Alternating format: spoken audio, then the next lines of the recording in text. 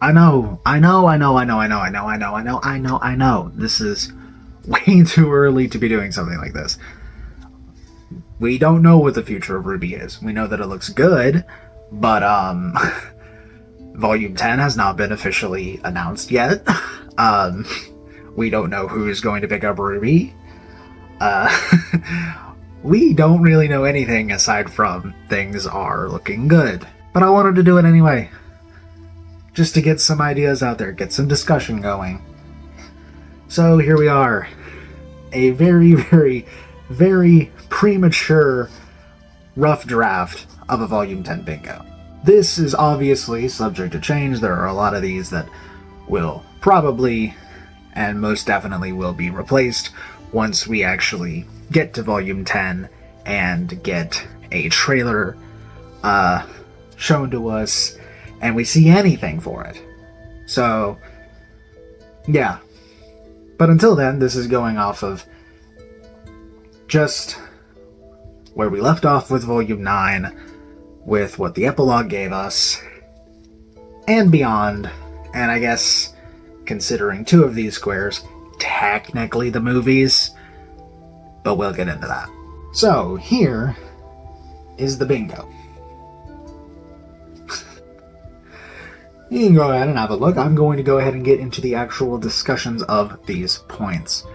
First up, Star is the Summer Maiden.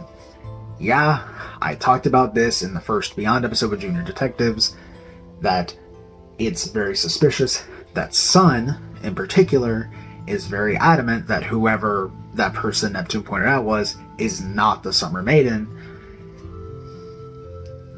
Coinciding with the fact that Sun's cousin, Star Sansang, is, I think that's how you pronounce her name, Sansang? No, Sansang. Something like that? Probably. She's good with the weather. Which happens to be something that the maidens control. So, yeah. I'm just assuming that's probably correct. And I do believe that the Summer Maiden was said to be in one of the novels anyway, so if Star is the Summer Maiden, then the Maiden did get to appear in a novel, kind of retroactively. At least from our perspective, they might have already been planning that.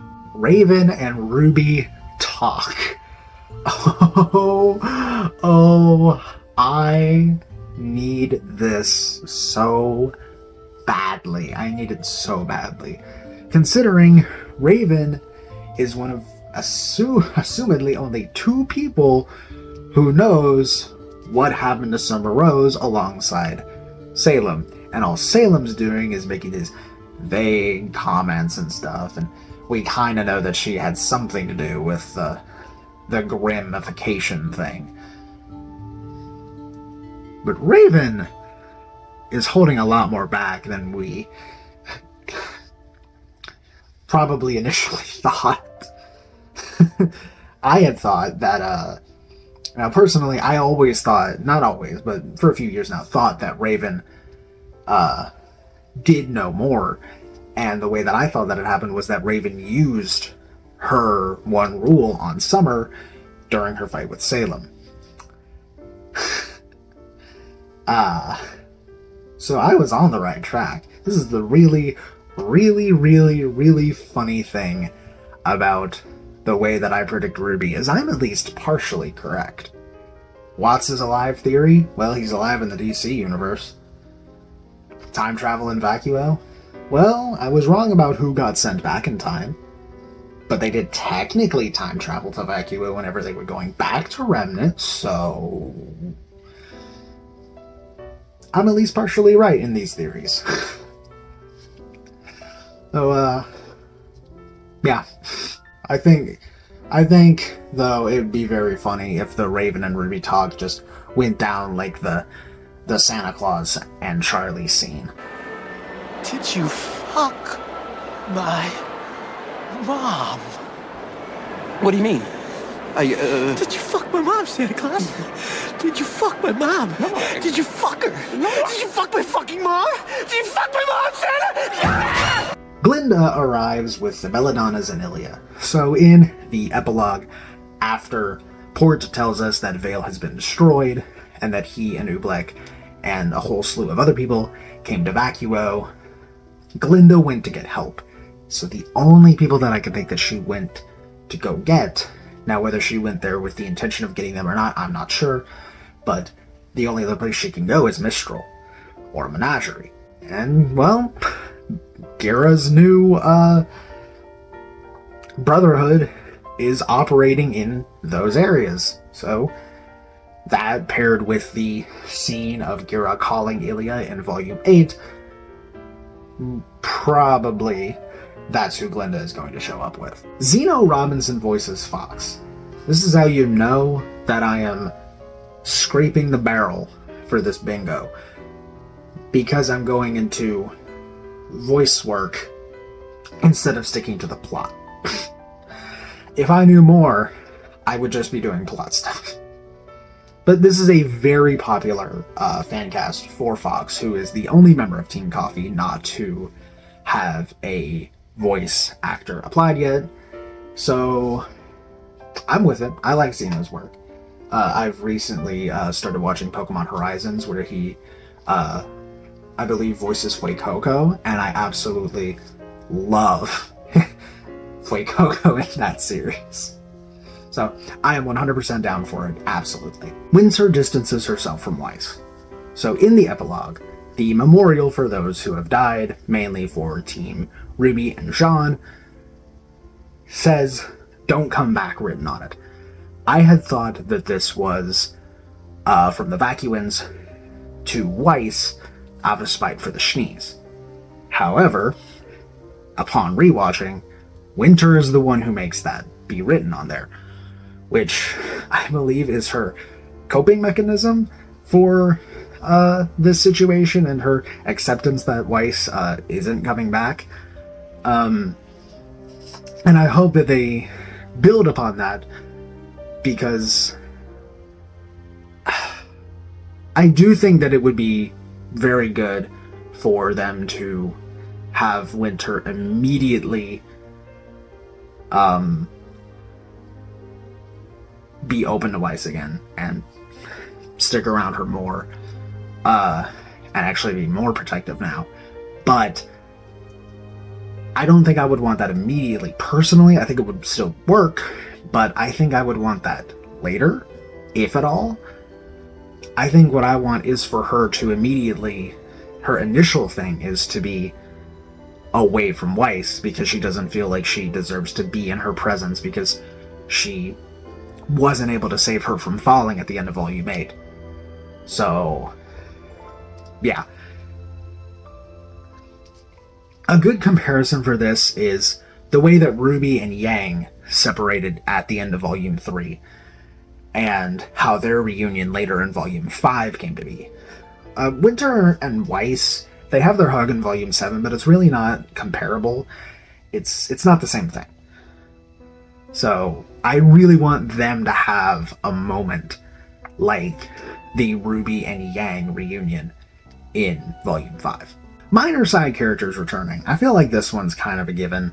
I feel like we're going to see a lot of the people who were other school people in Volume 3, mainly because they're in Vacuo already, as per the novels.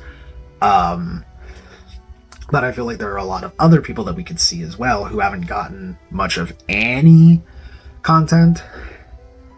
I feel like Team Cardinal could show up. For all we know, there's some of the people who made it to Vacuo with Port and Oobleck. They could be with Glinda going to get help. They could still be in Vale, which we'll talk about in the next point. We could see Junior. We could see the Malachite twins. I would like to see a bunch of them return, at least for small cameos, if nothing else. Vale post-destruction scenes. This is mainly because I have a love for scenes that just show destruction from a character's power. Like a good example is whenever Shin Godzilla finally fires off his atomic breath, and there's all of the shots of destruction everywhere, and that scene in general is just masterfully put together, just like everything else in that film. But I want to see something like that for Vale. I really want to see the effect Salem can have whenever she really lets loose, because something tells me Atlas was not her letting loose. Something tells me, mainly because how much did Salem herself actually do whenever she got to Atlas? Not much. Most of what Salem did in Volume 8 was just exist and be present, and that was enough to make her enemies kind of destroy themselves, which is terrifying. What is it going to be like whenever she actually does stuff on her own? A little bit concerned.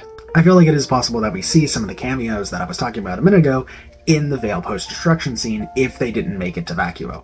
I will say I would dislike if Cardin died, because I really want him to see how far Jean has come, and we already know that Cardin became humbled after the Jean storyline of Volume 1. I really want to see modern day Cardin. I want to see him as a better person. That's it. How ranty do I want to get with this one? Because I've already been...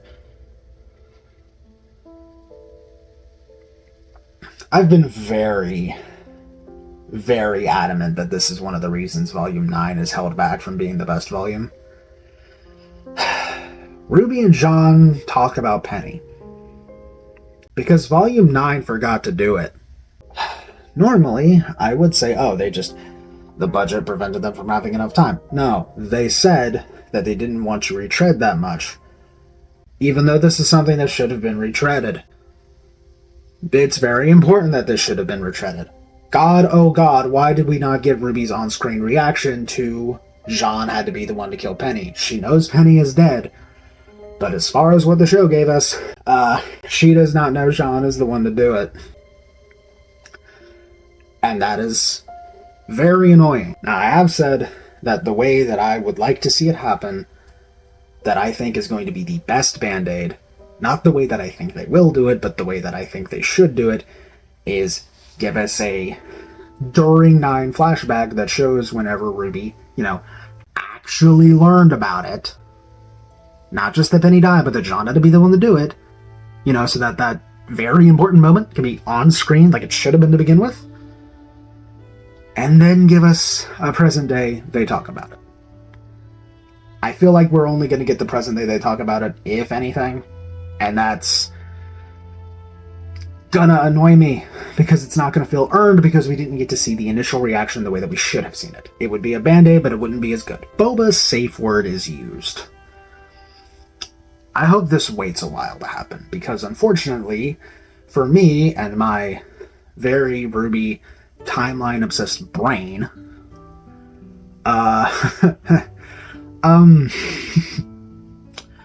I like to keep track of the passage of time in this show, and they very explicitly say that it's been at least 3 weeks, which kind of makes me upset that we know that far into the future. I've already brought it up before, but I already really don't like that the Jean and Boba episodes of Beyond happened.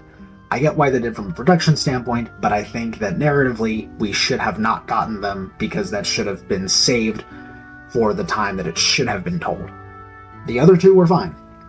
One of them is the scenes that happened during Volume 9 while in Vacuo, which is what I wish Beyond would have focused on. And then the somewhat one, I think it's going to be a minute before we get back to the Ever After, but knowing that we will get back to the Ever After, apparently, I think is kind of fun to know that that's going to happen at some point. Because we don't know the context behind it. We don't know who really is the one that met back up with somewhat.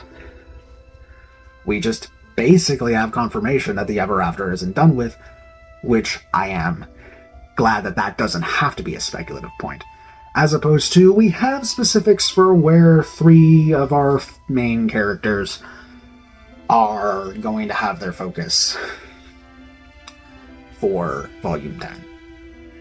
And I don't want to know that until Volume 10, so this is too early for that. Which is weird, because the Ever After stuff hints to stuff that would happen even later. from what I would imagine. But yeah, I do think it's going to happen, though. They're definitely going to have them actually say that word so that they can, tie that in. There's no way that they're going to introduce the Boba safe word and then not use it, especially not with Ruby's mental state. Oscar Osmond merge finishes. I don't think this is going to happen. This is on here just in case. The very slim chance it happens this volume. I don't think it's happening this volume. I think progress is going to be made this volume because it already has. We definitely see it's said so many times during the Atlas arc just how indistinguishable they're becoming.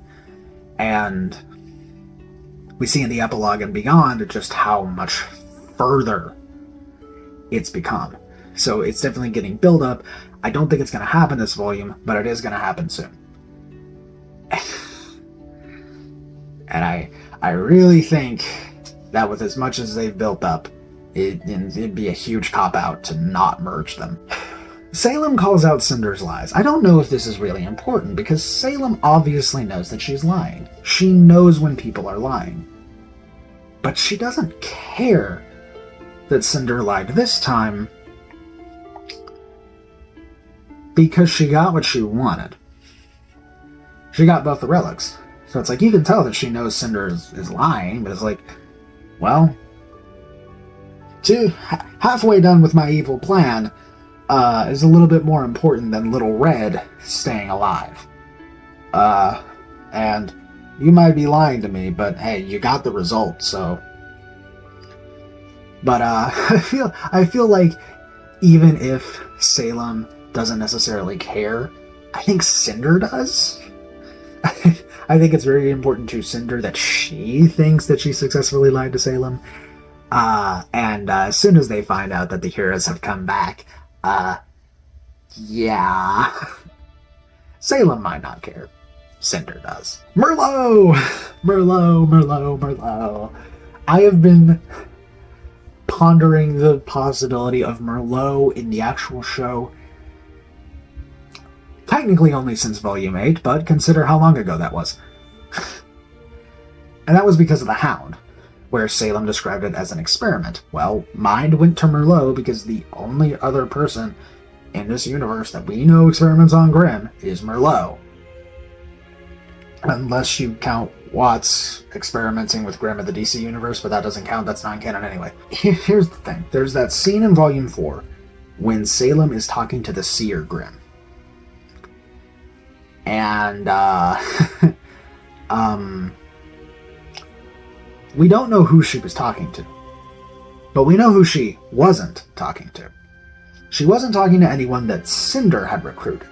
Neo doesn't know that Salem is a thing until 6, and also they don't meet until 8, and Neo is spending this time trying to find Cinder.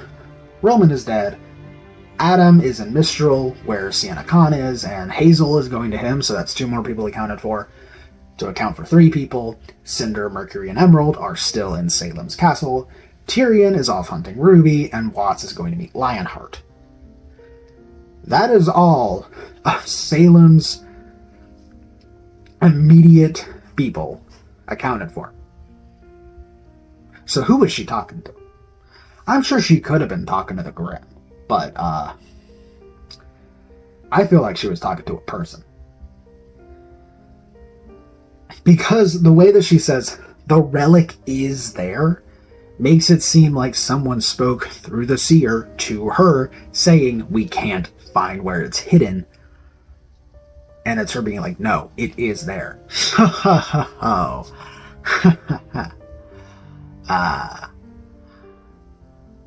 Well, it just so happens that Merlot likes Grimm a lot, and possibly survived Grimm Eclipse, so... And his area is around Vale, so if we get Vale post-destruction scenes, we could get Merlot in the actual show, finally. Relic of Destruction is explained. Okay, so the usage of the term explained is because if I just say that it's seen, I might not get it. If I say it's explained, there is a much higher chance that I get it. Because you can explain it without seeing it. I highly doubt that we're going to see it without it being explained.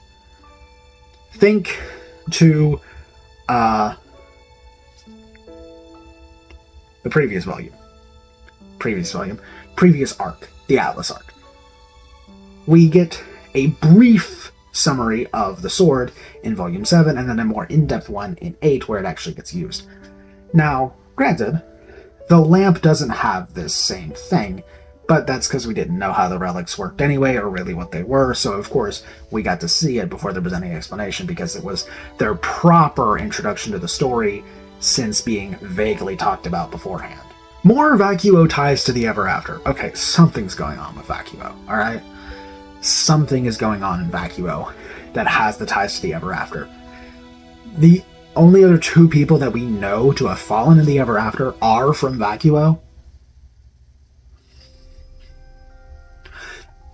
The Ever After gets a hinted return before we even get into the Vacuo volume. The portals that took them from Atlas to Vacuo, you fall into that void, and you end up in the Ever After. Now, to be fair, it seems like there's something about the central location that is intrinsically linked to the Ever After. I was wrong on what that was. I theorized that it was the Relic World, and as far as I know, that's incorrect. But everything about the Ever After has been tied to Vacuo, so. Now, I do know that the Ever After was originally supposed to be somewhere actually on Remnant before it became its own realm. Well, maybe that somewhere was in Vacuo at one point. I don't know. All I know as far as domains like that is that Salem lives in Dark's domain, and Light's domain has been nowhere to be seen, but I'm pretty sure it's that giant lake with all the gravity dust crystals. That would make the most sense. Weiss trauma is covered again. Keyword again, because the movies did this.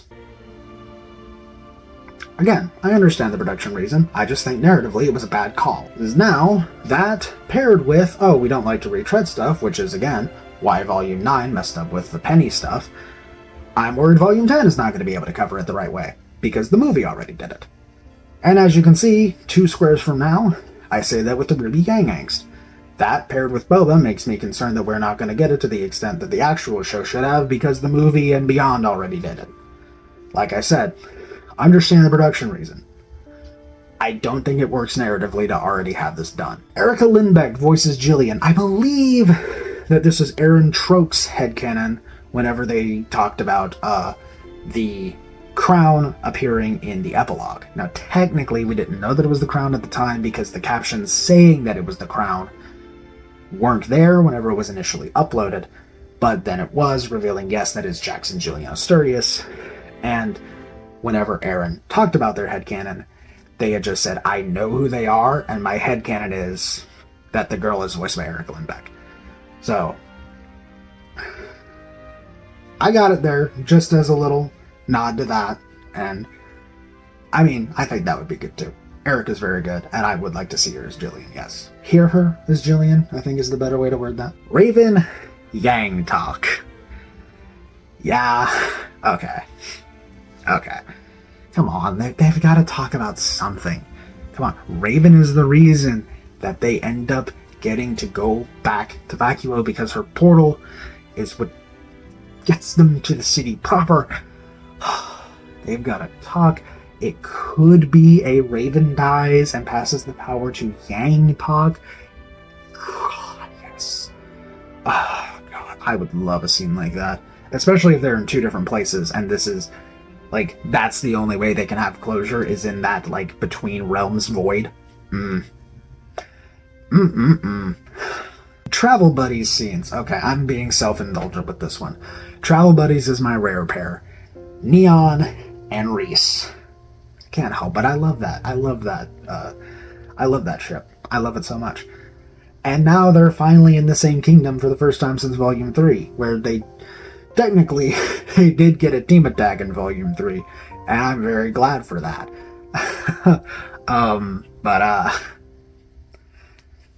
they're finally in the same kingdom again. They can interact. Please, I'm begging, let them interact. Just a little bit. Let them talk. I will eat up all the crumbs like it's a buffet. More bee kisses! Yes! The one good thing that comes out of Part 2 of RWBY Justice League taking place after Volume 9 is that we got another bee kiss. I can only imagine we're going to get more. The Wyvern. Once again, this mainly depends on the Veil post-destruction scenes. But I do think that it's interesting that they made the Wyvern appear in the movie. Unless maybe they were planning on it also appearing again at some point in the actual show? I mean, it just so happened that Pyrrha got an updated model for Volume 9 and then was also in Part 1 of the movie, so... Grim Campaign characters. I am not up to date with Grim Campaign. I have been 3 episodes in for so long, and I keep forgetting what happens, aside from Pike Ride is the best character, and tacos are a thing instead of tacos, and that's all I can remember. And there's Team Smoke, and they do that noise every time that they say their name. That's all I got for you. That's all I know. And I know that I would love to see them actually be in the show proper. I would love to see their designs adapted to Canon RWBY. I don't know where they're at in their stories right now. That's something that I kind of need to know for whenever I do the RWBY timeline video. I'm 30 pages into that at the tail end of Volume 5, and I've still got to add in the stuff from Campaign and the coffee novels. That might be a multiple part video. I don't know yet. I'm still in the script phase. I don't even know what I'm doing for the visuals. Allusions to Choice's hiding spot. The reason Salem went back to Vale was to get the Relic of Choice. She can go there, wipe it out, because everyone knows that she's a thing anyway. Just wipe her out. And she's got the Fall Maiden, so hey, let's go looking for this relic that's apparently hidden different than everybody else, because Choice is the most important of the bunch, it seems. Though I am curious how that works with the fact that time travel now exists and seems to operate on circle theory. We'll see. Tie angst. It's gotta happen. It's already been alluded to with the fact that, Ty has been absent this entire time and apparently has been out on missions and stuff, and hasn't come back to see his now alive daughters, assuming he even knows that they're alive. I want to see what Crow had to tell him initially, if he said anything to him, which, I hope he did.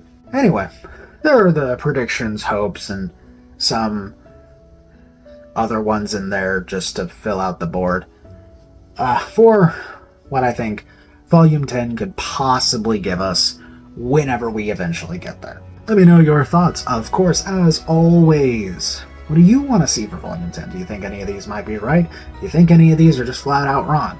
At least some of these have got a hit. Like I said, every time that I theorize, I at least get that much right. So, yeah. Anyway. Do all of that YouTube algorithm stuff, liking, commenting, subscribing. Social media is in the description below, with Twitter, Blue Sky, even though I'm really not that active right there because Blue Sky as a website is really not that active in general as far as I can tell. The Discord is in the description as well, and I will see you when I see you. If I bleed tonight, if I am sad tonight.